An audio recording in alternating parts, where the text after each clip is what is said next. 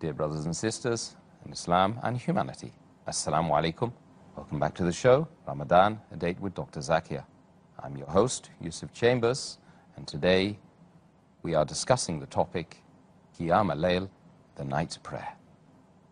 Assalamu-alaikum. Walaikum assalam wa barakatuh. Now I want to move on to discussing Qiyaam Layl in terms of Ramadan. Could you give us some information about Qiyaam Layl in the month of Ramadan? All the advantages, all the blessings, all the excellence which are there, which I spoke in the earlier answer, for Qiyaam Layl generally, is multiplied in the time of Ramadan. Ramadan is the month of mercy, as we discussed earlier, and you get more sawab, you get multiple times, more sawab 10 times to 700 times. So all the excellence discussed in the normal time, in the month of Ramadan, it is multiplied. And the beloved Prophet ﷺ said, it's mentioned in Sahih Bukhari, volume number 3, in the book of fasting, hadith number 2009, that anyone who offers the night prayer in the month of Ramadan with the belief and with seeking Allah's reward, all his past sins will be forgiven. And it's mentioned in the Sahih hadith of Sahih ibn Hibban, hadith number 3438, that the person who comes to Muhammad sallallahu alaihi wasallam and asks him that what if I say there is no God worthy of worship except Allah subhanahu wa ta'ala, who has got no partners, and Prophet Muhammad sallallahu alaihi wasallam is the messenger of Allah subhanahu wa ta'ala, and if I offer 5 times obligatory salah prayers, and if I fast in the month of Ramadan, and if I pray in the night during Ramadan, if I offer the night prayer in Ramadan, Qiyaam Layl, and if I give zakat, then what is my position? So the beloved Prophet said that anyone who does all these things, he will be amongst the Siddiqeen, that's the righteous people, and among the Shuhada, amongst the martyrs. So this is the importance. Everything is the same, but it's multiplied. Will be called amongst the righteous people and amongst those who are martyrs. And therefore, a person should see to it that he should offer the Qiyaam Layl in Ramadan. It's very important. He should not miss it. And furthermore, besides the spiritual benefits that I discussed in the previous answer, there are even physical benefits. When a person fasts for the full day, then during iftar he eats, and then if he offers Qiyaam Layl, it is good for the body. The body is fasting, then he stands, in the posture of bowing, then the sujood. It's a good exercise, and besides getting spiritual benefits, it even gets physical benefits.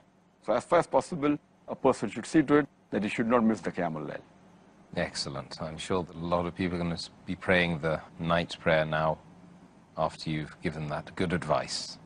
The next question is relating to the time that Qiyaam Layl should be practiced during the night. What's the best time during the night? Our beloved Prophet ﷺ said, it's mentioned in Sahih Hadith of Musnad Ahmad, volume number 6, page number 7. The beloved Prophet ﷺ said that Allah subhanahu wa ta'ala has added one more prayer, that is the witr. So pray witr between Isha and Fajr.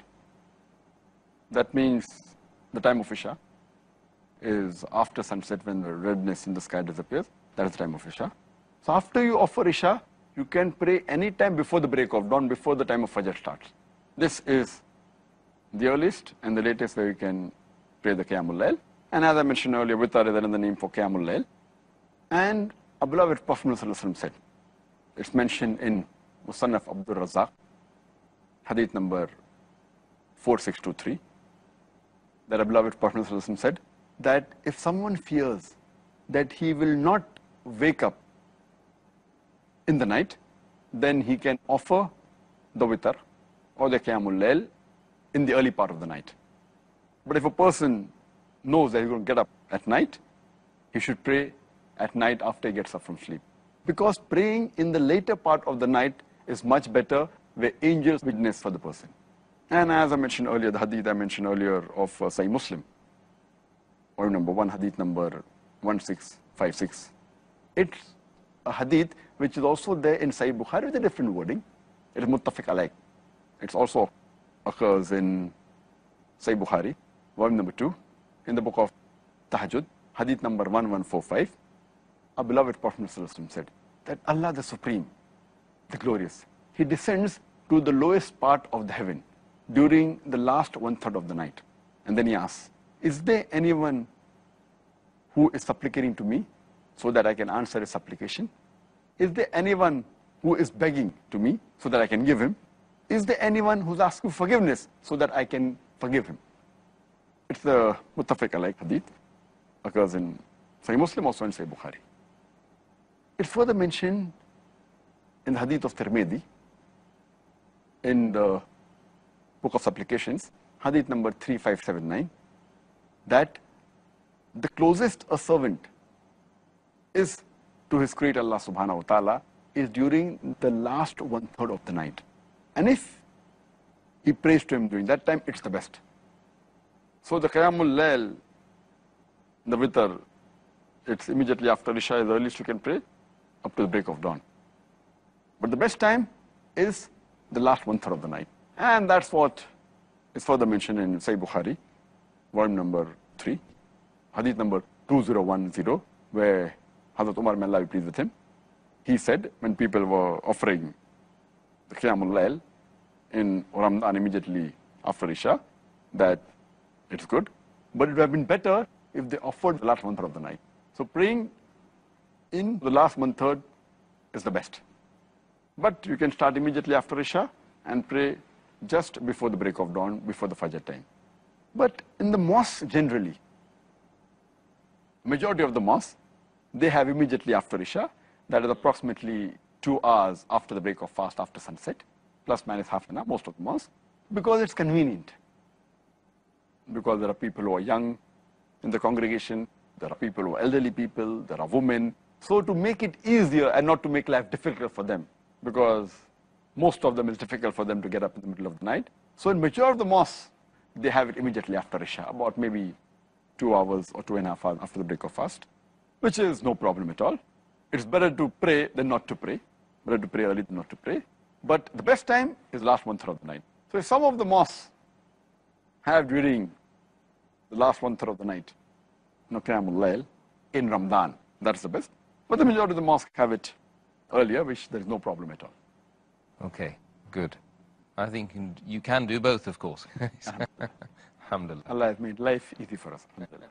May Allah allow us to do it the whole month, inshallah, and take all the benefits that you've mentioned and will continue to mention during this interview and the question and answer sessions to come up, inshallah. Dr. Zakir, the next question is relating to the etiquettes of the night prayer. Could you explain some of the most essential etiquettes of the night prayer? There are some hadiths which give us some guidance. There's a hadith, which is a Sahih hadith according to Shaykh Albani. It's a hadith of Bayhaqi, where it says that our beloved Prophet ﷺ said that when you get up in the middle of the night, then you use the siwak, and then you do wudu and then offer salah. So using the siwak is the sunnah.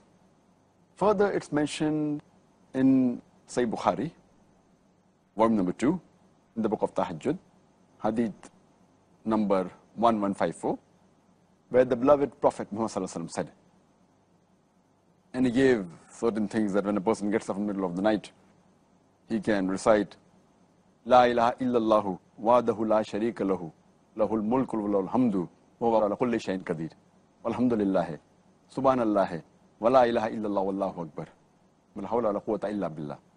And then you can recite, Allahumma qfirli, Allah forgive me, Allah forgive me. So these are recitations which you can do when you get up. Our beloved Prophet ﷺ said, it's a hadith of Sunan Nasai, hadith number 1621, where the beloved Prophet said that when he used to get up in the middle of the salah, Hazrat Aisha, may Allah be pleased with her, she said that whenever the Prophet used to get up in the middle of the night, he used to recite, Subhan Rabbil Alameen, means glory be to Allah, the Lord of the worlds. He used to recite several times. He used to even recite, Subhanallah wa bihamdi, glory be to Allah and praise be to Him, several times. So these are few of the etiquettes for a person when he gets up in the middle of the night to offer the salah. And there's also hadith of Sunan Abu Dawud. It's a Sahih hadith, volume number 1, in the book of Salah, hadith number 1324. Once when Muhammad Sallallahu Alaihi Wasallam, in the night when he was passing by, he heard Hazrat Abu Bakr, may Allah be pleased with him, reciting the Qiyaam Layl. And you could hear his voice. And later on he hears the voice of Hazrat Umar, may Allah be pleased with him. When both of them come to him the next day, he says to Hazrat Abu Bakr, may Allah be pleased with him, that I could hear your voice, it was soft, it was low. Abu Bakr, may Allah be pleased with him, he replies, that the person who I was praying to, he could hear it. Therefore I was praying softly. Then he says to Hazrat Umar, may Allah be pleased with him, that your voice was loud. So he said that I was trying to wake up those people who were sleeping, and I was trying to shoo away the devil, the shayateen. I was trying to drive them off. So then the Prophet says to Hazrat Abu Bakr, may Allah be pleased with him, that you should increase your voice while offering the Qiyaam Layl.